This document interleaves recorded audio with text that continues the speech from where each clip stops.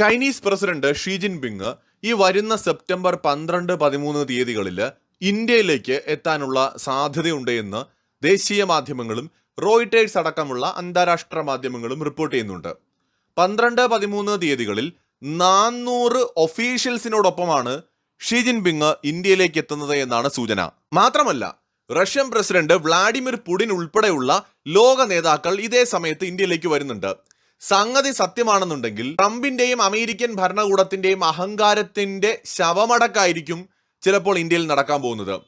400 ഒഫീഷ്യൽസുമായിട്ട് Chinese president വരിക എന്ന് പറയുന്നത് ഒരു ചെറിയ കാര്യമല്ല. കാരണം 2019 ഇന്ത്യ ചൈന റിലേഷൻ ഭേദപ്പെട്ട നിലയിലായിരുന്ന സമയത്ത് ഷീ ജിൻപിങ് ഇന്ത്യയിൽ വന്നിട്ടുണ്ട്. അന്ന് അദ്ദേഹത്തിനോടൊപ്പം 200 ഒഫീഷ്യൽസ് ആണ് ഉണ്ടായിരുന്നത്. അതിന്റെ ഇരട്ടിയോളം ഒഫീഷ്യൽസുമായിട്ടാണ് ഷീ ജിൻപിങ് ഇത്തവണ വരാൻ തയ്യാറെടുക്കുന്നത് എന്നാണ് സൂചന. 7 വർഷത്തോളമായി ചൈനീസ് പ്രസിഡന്റ് ഇന്ത്യയിൽ വന്നിട്ട്. ഗാൽവാൻ സംഘർഷത്തിന് ശേഷം വളരെ മോശം അവസ്ഥയിലായിരുന്നു ഇന്ത്യ ചൈന ബന്ധം. ഏതാനും മാസങ്ങൾക്ക് മുമ്പാണ് പ്രധാനമന്ത്രി നരേന്ദ്രമോദി ചൈനയിൽ സന്ദർശനം നടത്തിയത്. ഇപ്പോൾ ഷീ ജിൻപിങ് ഇന്ത്യയിലേക്ക് വരാനായിട്ട് ഒരുങ്ങുന്നു എന്നാണ് റിപ്പോർട്ടുകൾ പറയുന്നത്.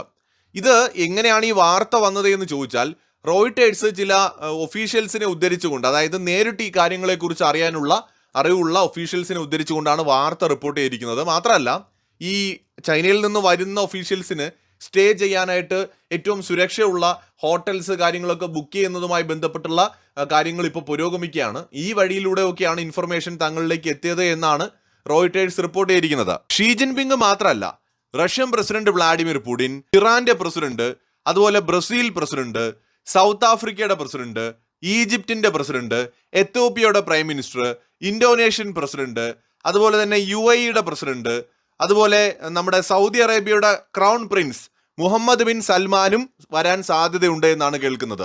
സോ ലോകത്തെ പ്രധാനപ്പെട്ട രാഷ്ട്രങ്ങളുടെയൊക്കെ ഭരണാധികാരികൾ ഇന്ത്യയിലേക്ക് എത്തുന്നു. ഇതിന്റെ കാരണം 18ാമത്തെ ബ്രിക്സ് സമ്മിറ്റ് ഇന്ത്യയിലാണ് നടക്കുന്നത്. സെപ്റ്റംബർ 12-13 തീയതികളിലായിട്ട് നടക്കാൻ പോകുന്ന ബ്രിക്സ് സമ്മിറ്റിൽ പങ്കെടുക്കാനാണ് ഈ നേതാക്കളെല്ലാം തന്നെ എത്തുന്നത്. പക്ഷേ ഈ എത്തുന്ന സന്ദർഭം വളരെ പ്രധാനമാണ്. ബ്രിക്സ് ഉച്ചകോടിയിൽ പങ്കെടുക്കാൻ ഇന്ത്യയിലേക്ക് എത്തുന്ന ഈ ഭരണാധികാരികളിൽ പലരും അമേരിക്കയുമായിട്ട് യുദ്ധത്തിൽ ഏർപ്പെട്ടിരിക്കുന്നവരോ അമേരിക്കയുടെ കണ്ണിലെ കരടോ ആണ്. അതിലൊന്ന് ഇറാൻ പ്രസിഡന്റാണ്, അമേരിക്കയുടെ നിലവിലെ ഏറ്റവും വലിയ ശത്രുവാണ്. 2, Russian president Vladimir Putin. Ukraine യുദ്ധവുമായി ബന്ധപ്പെട്ട് അമേരിക്കയും യൂറോപ്പും ഏറ്റവും അധികം വെറുക്കുന്ന ആളായിട്ട് ഇതിനോടകം റഷ്യൻ പ്രസിഡന്റ് വ്ളാഡിമിർ പുടിൻ മാറിക്കഴിഞ്ഞു. മാത്രമല്ല, ചൈനീസ് പ്രസിഡന്റ് ഷീ ജിൻപിങ്, അദ്ദേഹവും അതുപോലെ തന്നെ അമേരിക്കയുടെ കണ്ണിലെ കരടാണ് എന്നത് പ്രത്യേകം പറയേണ്ടതില്ലല്ലോ. ഇന്ത്യയുടെയും ചൈനയുടെയും മേൽ 100% താരിഫ് ചുമത്താനാണ് ഇപ്പോൾ അമേരിക്ക പരിശ്രമിച്ചുകൊണ്ടിരിക്കുന്നത്. സോ ഈ സാഹചര്യത്തിൽ ഇന്ത്യയിൽ നടക്കുന്ന ഉച്ചകോടിക്ക് വലിയ പ്രാധാന്യമുണ്ട്.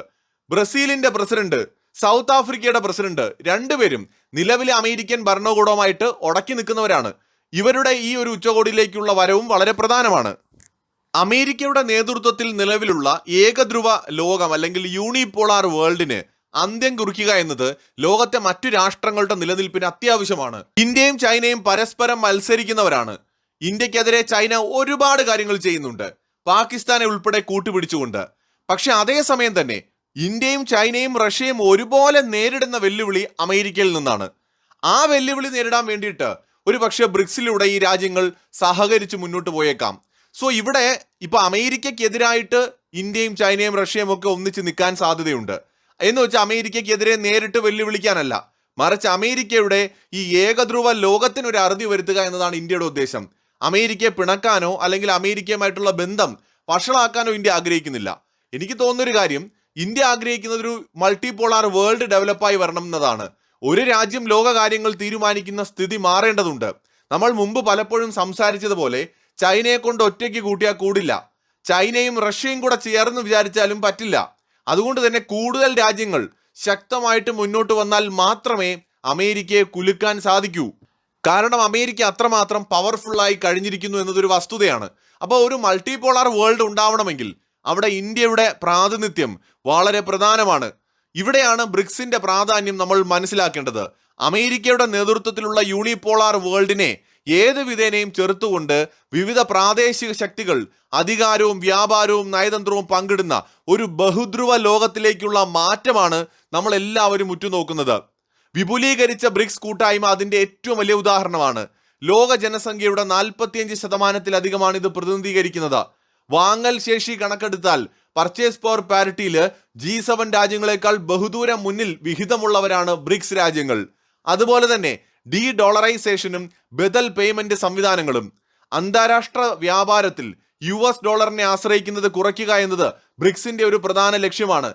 പാശ്ചാത്യ ഉപരോധങ്ങളെ തുടർന്ന് ഇന്ത്യ, ചൈന, റഷ്യ തുടങ്ങിയ രാജ്യങ്ങൾ സ്വന്തം കറൻസികളിൽ വ്യാപാരം നടത്താൻ തുടങ്ങിയിരിക്കുകയാണ്.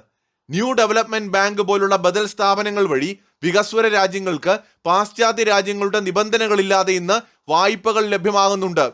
ഇന്ത്യയുടെ UPI പോലെയുള്ള പേയ്മെന്റ് സംവിധാനങ്ങൾ ഈ മേഖലയിലെ അമേരിക്കയുടെ ആധിപത്യത്തിന് കനത്ത പ്രഹരം ഏൽപ്പിച്ചിട്ടുണ്ട്.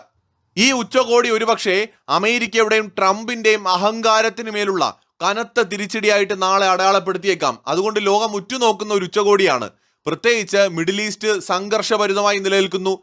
റഷ്യ യുക്രൈൻ യുദ്ധം അവസാനിക്കുന്നില്ല. ഈ പശ്ചാത്തലത്തിലാണ് ഈ ഉച്ചകോടി നടക്കുന്നത്. ഈ സാഹചര്യത്തിലാണ് നമ്മുടെ Ajit Doval, national security adviser ആയിട്ടുള്ള അജിത് ഡോവൽ ചൈന സന്ദർശിക്കുന്നതും അതേ സമയത്ത് തന്നെ ഇന്ത്യയുടെ വിദേശകാര്യമന്ത്രി എസ് ജയശങ്കർ റഷ്യയിലേക്ക് പോയിരിക്കുന്നതും. ഈ രണ്ട് സന്ദർശനങ്ങളും ഇന്ത്യയെ സംബന്ധിച്ചിടത്തോളം വളരെ പ്രധാനമാണ്. ബ്രിക്സ് രാജ്യങ്ങൾക്കിടയിൽ ഏറ്റവും പവർഫുൾ ആയിട്ടുള്ള രാജ്യങ്ങളാണ് ഇന്ത്യയും ചൈനയും റഷ്യയും. ഈ രാജ്യങ്ങൾ ഒന്നിച്ചെങ്കിൽ മാത്രമേ ബ്രിക്സ് ശക്തമാവുകയുള്ളൂ. അമേരിക്കയ്ക്കൊരു കൃത്യമായ മുന്നറിയിപ്പ് കൊടുക്കാൻ ബ്രിക്സ് രാജ്യങ്ങൾ ഒറ്റക്കെട്ടായിട്ട് നിൽക്കാനുള്ള സാധ്യത വളരെ കൂടുതലാണ്. പ്രത്യേകിച്ച് ചൈനയും റഷ്യയും ഇന്ത്യയും.